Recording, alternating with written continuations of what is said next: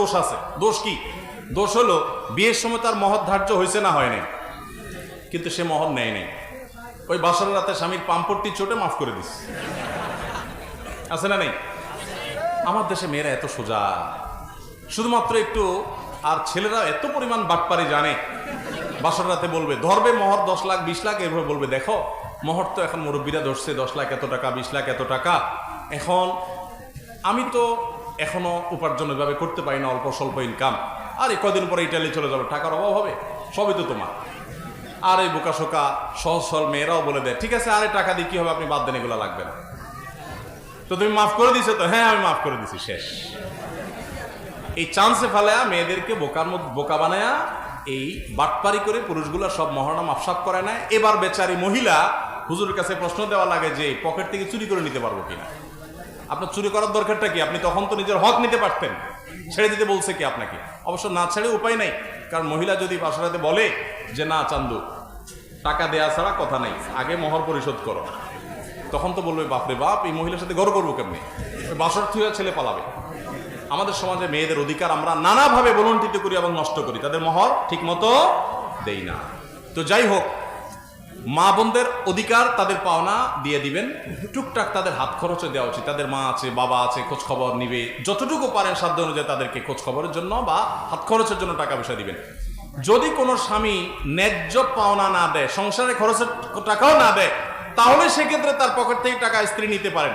যদি তার ন্যায্য সংসারের বাজার খরচের টাকাও না দেয়, কঞ্জুস হয়, বা অনেক সময় দেখা যায় একাধিক বিয়ে হলে সে অন্য স্ত্রীর দিকে ঝোঁক থাকে, এখানে টাকাই না দেয়, তাহলে এক্ষেত্রে আপনার যতটুকু ভরণ পোষণের জন্য প্রয়োজন ততটুকু তার অজান্তেও তার পকেট থেকে আপনি নিতে পারবেন। কিন্তু আপনি চাইনিজ খাওয়ার জন্য, মার্কেটিং করার জন্য, আপনার বোনের ছেলে মেয়েকে জামা কাপড় কিনে দেওয়ার জন্য আর ফাও খরচ করার জন্য স্বামীর পকেট থেকে না বলে টাকা চুরি করলে সেটা কিন্তু জায়েজ হবে না, এটা মনে রাখতে হবে। যশোরের সুনামধন্য একটি কলেজে ছাত্রদের দায় রাখতে বাধা প্রদান করা হয়, এক্ষেত্রে ছাত্রদের করণীয় কি? ছাত্রদের করণীয় হলো ঐক্যবদ্ধভাবে আন্দোলন করা এবং অধিকার আদায় করা।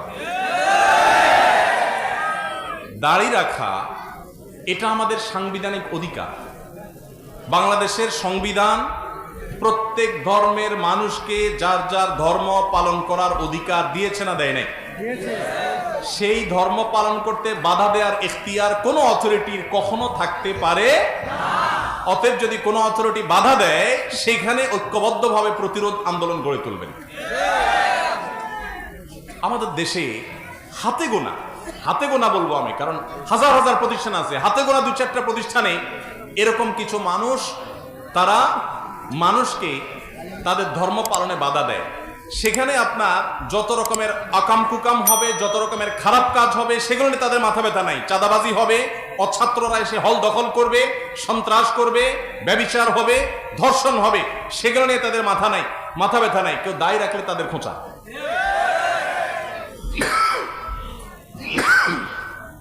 অনেক লোক আছে, তারা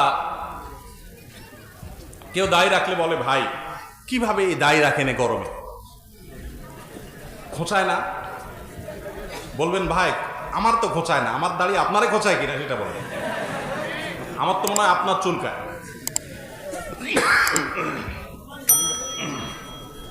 তো যাই হোক, কলেজের ছাত্ররা শান্তিপূর্ণ আন্দোলনের মাধ্যমে তাদের ন্যায্য অধিকার আপনারা আদায় করা উচিত।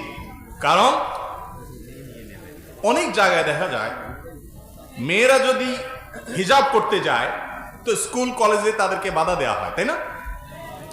কদিন আগে ইসলাম বিশ্ববিদ্যালয়ের মতো জায়গায় কুষ্টিয়ায় একটা মেয়ে পর্দার সাথে সে পরীক্ষা দিতে গেছে, তাকে পরীক্ষা দিতে দেওয়া হয়নি। সেটা নিয়ে যখন সারা দেশে ওলামা একরাম কথা শুরু করলেন, যখন লেখালেখি হলো, আন্দোলন হলো, প্রতিবাদ হলো, নিউজ হলো, তখন পরবর্তীতে শুনেছি তাকে তার অধিকার দেওয়া হয়েছে। এটা কখনো গ্রহণযোগ্য হতে পারে না যে একজন মেয়ে তিনি স্কুল কলেজে শর্টকাট পোশাক পরতে পারবেন, এটা তার অধিকার থাকতে পারে, কিন্তু একজন মেয়ে পর্দা করতে পারেন না, এটা কখনো যৌক্তিক হতে পারে না। একটা ছেলে সে যে কোনো পোশাক পরতে পারবে, যে কোনো কাটিং এ চুল রাখতে পারবে, কিন্তু তার দাড়ি রাখতে পারবে না, এটা কখনো গ্রহণযোগ্য হতে পারে না। অতএব এ ধরনের অন্যায় আচরণ যারা করবে, তরুণ শিক্ষার্থীদের কর্তব্য সেখানে সে অবস্থায়, এমনকি আপনার মুখে দাড়ি নেই, একজনের দায় রাখতে দেওয়া হচ্ছে না, তাহলে তার প্রতি জুলুম করা হচ্ছে। আপনি নিজে দায় রাখেন আর না রাখেন, আপনি ওই লোকটার, ওই ছাত্রটার অধিকার হরণ করার কারণে আপনার আন্দোলনে, শান্তিপূর্ণ আন্দোলনে আপনার সামিল হওয়া উচিত। এত বড় স্পর্ধা কারোর থাকতে পারে না। আল্লাহ তাআলা কর্তৃপক্ষকে হেদায়েত দান করুন। 5 জন কর্মচারী, 3 জন মুসলমান, 2 জন হিন্দু রমজান মাসে একসাথে ইফতার করতে পারবে কিনা? অবশ্যই পারবে। দোকানের 5 জন কর্মচারী, কিছু মুসলমান কিছু হিন্দু আছেন। হিন্দু যারা আছেন তাদেরকে, বা অন্য ধর্মাবলম্বী যারা আছেন তাদেরকে আপনার যে ইফতার সেটা তাদেরকে অফার করতে পারেন, তাদের সাথে শেয়ার করতে পারেন, কোনো অসুবিধা নেই। একসাথে ইফতারও খেতে পারেন, কোনো সমস্যা নেই। এমনকি আপনার অন্য ধর্মাবলম্বী কোনো সহকর্মী, কোনো প্রতিবেশী আপনাকে কোনো খাবার দিয়েছে, ইফতারের জন্যই দিয়েছে, সেই খাবারটা যদি হালাল হয় আপনার সেটা গ্রহণ করতেও কোনো অসুবিধা। আমরা অনেক সময় ইসলামের নামে ভুল বুঝি বা বিভ্রান্তি ছড়াই। অনেকে মনে করে অন্য ধর্মের মানুষের সাথে গায়ে টাচ করলে বোধহয় অসুবিধা হবে। ইসলাম এরকম সংকীর্ণ কোনো বিষয় নয়, বরং আল্লাহ সুবহানাহু ওয়া তাআলা বলেছেন, লা ইয়ানহাকুমুল্লাহু আনিল লাযিনা লাম ইউকাতিলুকুম ফিদ-দীন ওয়া লাম ইখরিজুকুম মিন দিয়ারিকুম আন তাবাররুহুম ওয়া তুকসিতু ইলাইহিম ইন্নাল্লাহা ইউহিব্বুল মুকসিতিন। যেই সমস্ত অন্য ধর্মের অনুসারী মানুষেরা তোমাদেরকে তোমাদের বাড়ি থেকে বের করে দেয় নাই, যুদ্ধ চাপিয়ে দেয় নাই, বরং শান্তিপূর্ণ সহাবস্থান করছে, তাদের প্রতি ন্যায়নিষ্ঠ আচরণ করতে, সেই অন্য ধর্মের মানুষদের প্রতি ভালো আচরণ করতে, ইনসাফপূর্ণ আচরণ করতে আল্লাহ তোমাদের তো নিষেধ করেনি না, বরং ন্যায়নিষ্ঠ আচরণকারীদেরকে আল্লাহ ভালোবাসেন। তাহলে বোঝা গেল যে আমাদের হিন্দু, খ্রিস্টান বা অন্য ধর্মাবলম্বীর সহকর্মী বা প্রতিবেশী, তাদের প্রতি আমাদের সদাচরণ থাকতে হবে এবং তারই অংশ হিসাবে তাদেরকে আমরা খাবার শেয়ার করতে পারি এবং তাদের খাবার গ্রহণ করতে পারি। আমরা বরং ইসলামের সৌন্দর্য তাদেরকে দেখাবো যাতে তারা ইসলামে আকৃষ্ট হয়, ইসলামের পথে আসে। আল্লাহ যেন তাদেরকে হেদায়েত দান করেন। হুজুর বেয়াদবি মাফ করবেন, আমি একটা মেয়েকে ভালোবাসতাম, পরে জানতে পারি সে অন্য একজনকে ভালোবাসে, তাই ওই কথা জানার পর আমি খুব কষ্ট পাই এবং নেশার মধ্যে জড়িয়ে পড়ি। এখন আমার করণীয় কি? দেখুন, এই ধরনের প্রশ্নগুলো যখন আসে, প্রথমত কিছু প্রশ্ন আমরা এড়ানোর চেষ্টা করি, কিছু প্রশ্ন তো আসলে এড়ানো যায় না, চলে আসে, ঢুকে যায়, শেষ মুহূর্তে দিয়ে দেন অনেক সময়। দেখুন, এই প্রশ্নগুলোতে আমাদের হাসির উদ্রেক হতে পারে, কারণ একজন মুসলিম যুবক তার জানা থাকার কথা যে বিবাহ বহির্ভূত সম্পর্ক করা এটা হারাম। বীর পুরুষ বিয়ে করে, কাপুরুষ প্রেম করে। যে পুরুষের সাহস আছে, সৎ সাহস আছে, 2 নম্বরই করার ধান্দা নাই, মতলব খারাপ না, ইরিশ বিরিশ করে নিজের ধান্দা হাসিল করা মাকসাদ না, প্রতারণা করা মাকসাদ না, টাইম পাস করা উদ্দেশ্য না, সে তো বিবাহের প্রস্তাব নিয়ে যাবে বাগের বাচ্চার। সে অলিতে গলিতে, রাস্তা ঘাটে, ঝোপে ঝাড়ে, চুপিয়ে চাপিয়ে, লুকিয়ে, চুরি করে সে তো তথাকথিত প্রেম করার কথা না। এটা তো কাপুরুষে করে, এটা তো চোরে করে, এটা তো 2 নম্বর যে সে করে। মনে রাখবেন, 1 নম্বর ভালোবাসা, সত্যিকারের ভালোবাসা হয় স্বামী স্ত্রীর মধ্যে। আর বাকি যেগুলো হয়, এগুলো আমি বলি প্রায় সময় বেশিরভাগই ফুচকা চটপটি খাওয়ার ধান্দা, চাইনিজ খাওয়ার ধান্দা, আর ছেলেদের হলো আকাম কুকাম করার ধান্দা। এই ধান্দায় পড়ে কত মেয়ের জীবন শেষ হয়েছে, কত ছেলে, কত মেয়ে আত্মহত্যার পথে পা বেরিয়েছে, কত মানুষ দুঃখের সাগরে ডুবেছে, সেটা একমাত্র আল্লাহ তাআলা ভালো জানেন। যে ভাই প্রশ্ন লিখেছেন, হয়তো এই বিষয়টা হারাম হওয়ার ব্যাপারে তার চেতনা এতটা পরিষ্কার না, এই জন্য সে প্রথমে বেয়াদবি মাপ চাওয়ার কথা বলেছে। আপনারা হয়তো হাসাহাসি করেছেন। আমার কাছে এই প্রশ্নগুলো সবসময় হাসাহাসির কারণ নয়, অনেকের সিরিয়াস প্রশ্ন। যে ভাই প্রশ্ন করেছেন তাকে বলতে চাই বিনয়ের সাথে, ভাই আমার, প্রথম কথা হলো, বিবাহ বহির্ভূত সম্পর্ক করার মধ্যে কোনো কল্যাণ নিহিত নাই। সাময়িক সুখ অনুভব হতে পারে, কিন্তু চূড়ান্ত সুখ আল্লাহ তাআলা হারামের মধ্যে রাখেন নাই। এজন্য আমি প্রায় সময় বলি, দেখুন, ইসলাম কেন বৈবাহিক জীবনে কথা বলেছে, কেন বিবাহ বহির্ভূত সম্পর্ককে হারাম করেছে। যেখানে বিবাহ বহির্ভূত সম্পর্ক থাকে, বিবাহ ছাড়া সম্পর্ক, হারাম রিলেশন থাকে, এখানে কিন্তু সামাজিক কমিটমেন্ট থাকে না, পারিবারিক কোনো কমিটমেন্ট, বন্ধন, বোঝাপড়া, লেখাপড়া, কাবিন কোনো কিছু থাকে না, যার কারণে স্বেচ্ছাচারী হওয়ার, জুলুম করার, নির্যাতিত হওয়ার সুযোগ সম্ভাবনা থেকে যায়। কিন্তু যখন বিয়ে হয় তখন সাক্ষী থাকে, কাজী থাকে, উভয় পক্ষের মুরব্বীরা উপস্থিত থাকেন, পারিবারিক বন্ধন থাকে, সামাজিক কমিটমেন্ট থাকে। এখানে সচরাচর একে অন্যের প্রতি চাইলে জুলুম করতে পারে না, জুলুম হয় কিন্তু পরিমাণ খুবই কম।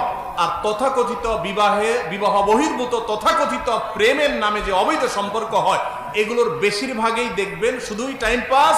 এক একজন কয়েকজন চেঞ্জ করছে, পরিবর্তন করছে। চায়না মাল যতটা লাস্টিং হয়, এদের সম্পর্ক ততটা লাস্টিং হয় না। অতএব এই 2 নম্বরে ছেড়ে দিবেন, ঠিক ঠিক বাদ দিয়া সলিড হয়ে যান। ঠিক ঠিক দরকার নাই, ভেতরে সলিড হয়ে যান, চরিত্রকে ভালো রাখেন। আমি সবসময় বলি, দেখুন, আপনার ভেতরকার ভালোবাসা হলো সফট ড্রিঙ্কসের জাহাজের মতো। সফট ড্রিঙ্কসের জাহাজ খুলে ফেলবেন, 2-4 ঘন্টা খুলে রাখবেন, জাহাজ কিন্তু আর থাকবে না। আল্লাহ সুবহানাহু ওয়া তাআলা বুক ভরা ভালোবাসা দিয়েছেন, ভালোবাসা রাখার জায়গা পাচ্ছেন না। ইমানদার তার রবকে ভালোবাসবে, তার মাকে ভালোবাসবে, তার বাবাকে ভালোবাসবে, প্রতিবেশীকে ভালোবাসবে, বড়দেরকে ভালোবাসবে, ছোটদেরকে ভালোবাসবে, আল্লাহর জন্য মানুষকে ভালোবাসবে। ভালোবাসা রাখার জায়গা পাচ্ছেন না, অজায়গায় কুজায়গা খুঁজছেন। এরপর তার ভালোবাসা উজাড় করে দিয়ে তার স্ত্রীকে, বৈধ স্ত্রীকে, তার হালাল সঙ্গীকে সে তার ভালোবাসাকে নিবেদন করবে। আর যারা রাস্তাঘাটে, স্কুলে, কলেজে, ইউনিভার্সিটিতে, মোড়ে মোড়ে, গলিতে, অলিতে, চিপা চাপা সে তার ভালোবাসা যেখানে সেখানে বিলায় বেড়াইছে, ভালোবাসা যেখানে সেখানে যত্র দিয়ে দিছে, এদের ওই সফট ড্রিঙ্কসের ঝাঁজের মতো ভালোবাসাটা কমতে কমতে একটা পর্যায়ে এগুলো যখন বিয়ে করবে তখন আর ভালোবাসা দেখবেন খুঁজে পাবে না, কারণ সব তো আগে শেষ করে ফেলছে। এখন দেখবেন যে সে ভালোবাসা আর নাই। এদের বেশিরভাগ দেখবেন যে তাদের জীবনে কোনো শান্তি নাই। এই যে আপনারা যারা অবৈধ সম্পর্ক করাকে আপনাদের জন্য বেছে নিয়েছেন, হারাম রাস্তাকে, আপনাদেরকে বলছি, আপনাদের গুরু এবং উস্তাদ কারা? আপনাদেরকে 2 নম্বরই কাজ কারা শিখা? নাটক সিনেমাতে সারাদিন অভিনয় করে আপনাদেরকে বিভিন্ন অভিনেতারা শিখায় কিভাবে আপনার তথাকথিত অবৈধ প্রেম জয় করার জন্য মা বাবারে নাখোশ করতে হবে, ধর্মের বাইরে চলে যেতে হবে, সমাজের বাইরে চলে যেতে হবে, তারপরেও তথাকথিত প্রেম জয় করতে হবে। এগুলো সারাদিন ট্রেনিং দেয় যে অভিনেতা অভিনেত্রীরা, এদের বিয়ে কচু পাতার পানির চাইতেও কম লাস্টিং হয়। এত ভালোবাসাবাসি শিখায় আপনার, তার নিজের জীবনেই ভালোবাসা নাই, কপাল পোড়া। ঠিক না বে ঠিক? এই জন্য ভাইরা আমার, হারাম রিলেশন ছেড়ে দিতে হবে। যে ভাই প্রশ্ন করেছেন তাকে বলতে চাই, আপনি যার প্রতি হারাম সম্পর্ক করেছেন সে যদি আরেকজনের হাত ধরে চলে যায়, আপনার 2 কারণে শুকর আদায় করা উচিত। 1 নম্বর হলো, আপনি বলেছেন যে আপনি সেজন্য ডিপ্রেসড হয়ে আপনি মাদকের পথে চলে গেছেন, আল্লাহ আপনাকে হেদায়েত দান করুক। আপনি বরং খুশি হওয়া উচিত এই কারণে যে প্রথমত সে চলে যাওয়ার কারণে আরেকজনের কাছে আল্লাহ আপনাকে হারাম থেকে বাঁচাইছে। এবার একটা বিয়ের ধান্দা করেন, বিয়ের চেষ্টা করেন। আর দ্বিতীয় যে জন্য শুকর আদায় করা উচিত সেটা হলো, আপনি যারে ভালোবাসা দিয়েছেন, মহব্বত করছেন, বিয়ে করবেন, নানান ওয়াদা করেছেন, বহুত ফুচকা, চটপটি, চাইনিজ খাওয়াইছেন, ইনভেস্ট করছেন, এগুলো সব যে অজাগায় করছেন সেটা এখন বুঝলেন আপনি। যখন আপনার কাছে এটা পরিষ্কার হয়ে গেছে, এখন তো আল্লাহ শুকর আদায় করে সিজদা পড়া উচিত যে আল্লাহ যাক, অজাগা থেকে আমি বাঁচলাম। অনেক ছেলে ফেলে বলে যে যার সাথে বিয়ের কথা হয়েছে সে আরেকজনের কাছে বিয়ে বসে গেছে, এখন আমার তো আত্মহত্যা করতে ইচ্ছা করে। আমি বললাম, কপাল পোড়া, সে যদি আরেকজনের কাছে বিয়ে বসে, তোমার 2টা বিয়ে একসাথে করা উচিত। কারণ যে তোমার ছাড়া, তুমি তারে বিয়ে করবা, সব পরিকল্পনা করছো, কথা ঠিকঠাক হয়েছে, এখন সে যদি অন্য কোথাও চলে যায় তাহলে বোঝা গেছে তুমি অজাগায় যাচ্ছিলা, আল্লাহ বাঁচাইছে। সে যদি একটা বিয়ে করতে পারে, তোমার 2টা করে তার দেখানো উচিত। কিসের ডিপ্রেশন? অযথা পোলাপান ডিপ্রেশনে পড়ে অজাগায় চলে যায় এবং খারাপ পথে চলে যায়।